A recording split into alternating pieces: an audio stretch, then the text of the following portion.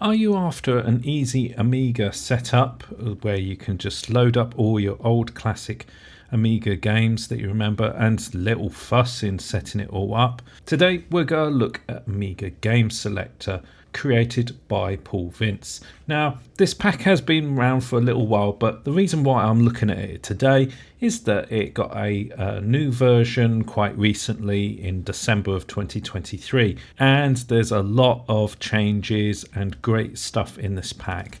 A massive thanks to Paul Vince for the work that he has done on this.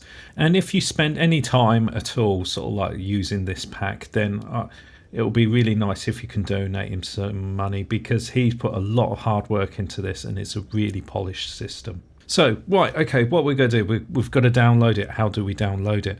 Well, there's a couple of ways of getting it. The way that I got it, and I think is kind of the best, is go into HTTP section, and you've got what's used to be called the Amiga file server to an FTP server, and basically you've got some torrent links on here. There's different versions of the Amiga Game Selector. Today we're going to be looking at the WinUAE version, so this runs in Windows.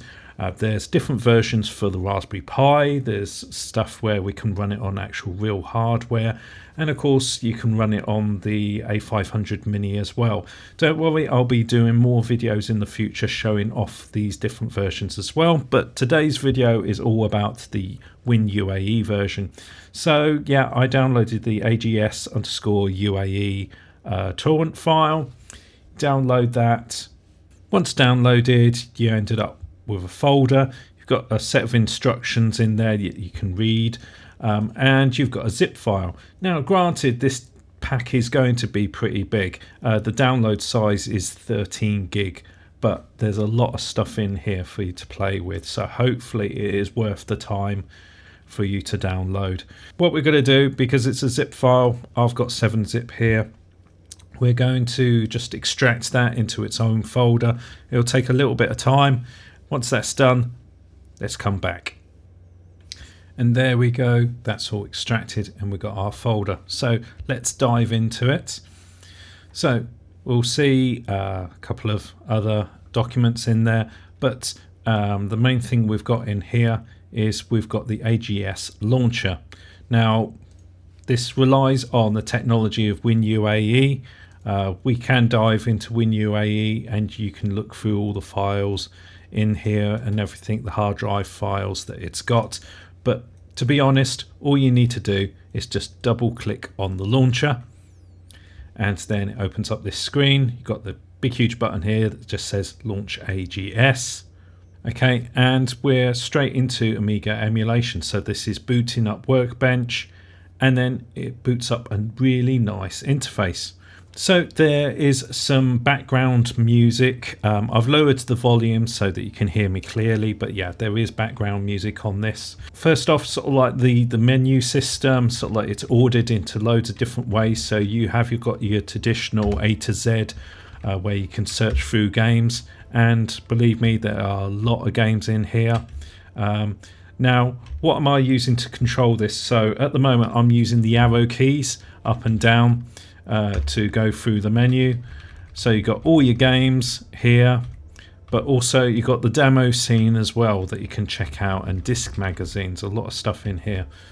Documentation, yep, sort of like basically showing the README file. Recommend checking that out, sort of like to find out everything about this.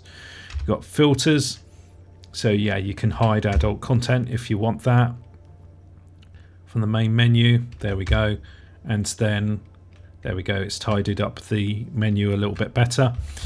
You've got manuals and cheats.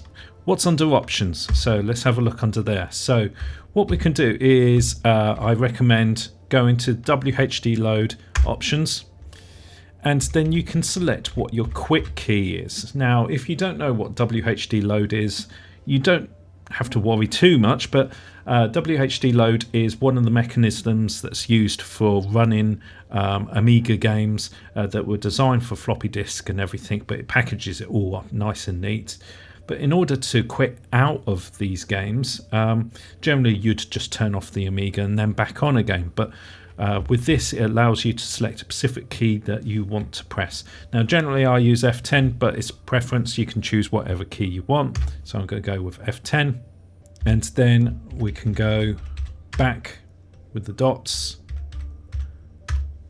and there we go. Now you've got various different themes as well that you can go through. So we've got Amiga OS. We can go for a classic Kickstart 1.3 look, or version 2 as well of it. That looks pretty cool. And yeah, how easy is it to run a game? Well, one of the things I'll recommend doing is that maybe you've got a joystick plugged into your computer. We need to get that all configured up and detected. So hit F12 on the keyboard, and it will show the WinUAE properties and everything. Now, if you followed any of my WinUAE series at all in the past, then hopefully this screen's familiar to you. If you're new to WinUAE, I'll recommend checking out all my other videos. That I've got a ton of videos on how to use WinUAE, and I will be updating those in the near future. So how do we set up a joystick so that we can play our games with a controller or whatever device that we've got? Well, we go to the host area and then to game ports, and then for port 2, which is normally where you'd plug in the joystick, we've got our options here. So I'll tell you what, I need to actually plug in a device, so let's do that now. There we go. So for an example, I've plugged in a Competition Pro USB joystick that I've got. You can use an Xbox controller. Now, if you've already got this screen loaded up, you'll find that, it hasn't appeared on the list. So what we need to do is just click on Cancel, press F12 again, go back to the same area, game ports, and then port 2. And then what you'll find is that the controller then reappears. So game controller for Android is what the Competition Pro is appearing as, and then all I need to do is click on OK, and then that's saved. Now, what if you're wanting to do this every time? It's a bit annoying that you're going to have to push F12 and then select your game controller every time. Maybe you're going to have that game controller plugged in all the time. What you'd do is you go to Configurations. You've got this configuration here called AGS_UAE. Just click on Save after you've made the change here. So, and that will save the configuration. So every time you then load up Amiga Game Selector, it will have it always configured so it's using your controller. So that's one of the first things I'll recommend doing, because yeah, we're going to be playing games and we're going to be wanting to play them with our controller. So once that's done, I'm now using the Competition Pro joystick to go through the menu. You can go to the A to Z or 0 to Z. Let's go through, and let's pick a game. Let's pick something with the S's. So what about some Stardust? Let's choose that as an option, and then in a moment we'll wait for it to load. Can hear some music in the background. Yeah, this is looking good. There we go, and we've got Stardust. Cool. So another thing you might notice as well is actually, this isn't full screen. I can see a bar at the top and I can see a bar at the bottom. It's not really immersive.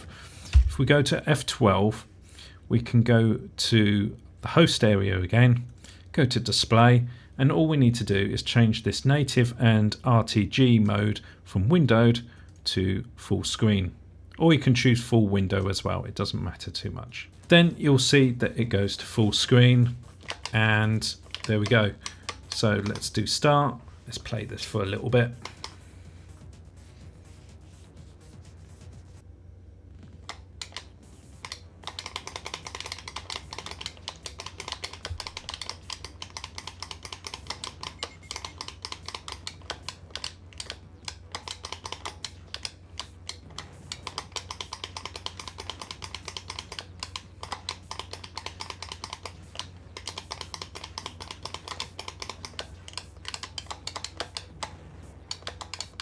Getting really lucky with the power-ups there.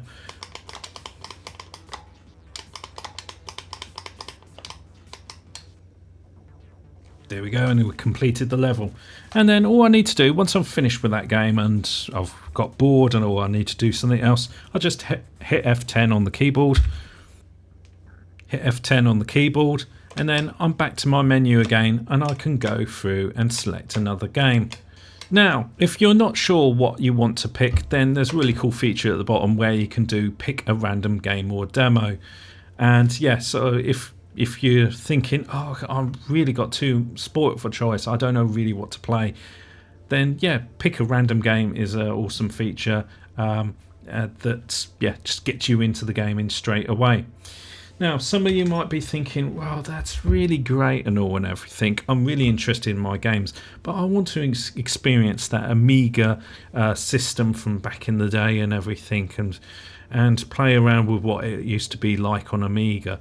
Well, press the escape key and you're presented with a beautiful Workbench setup.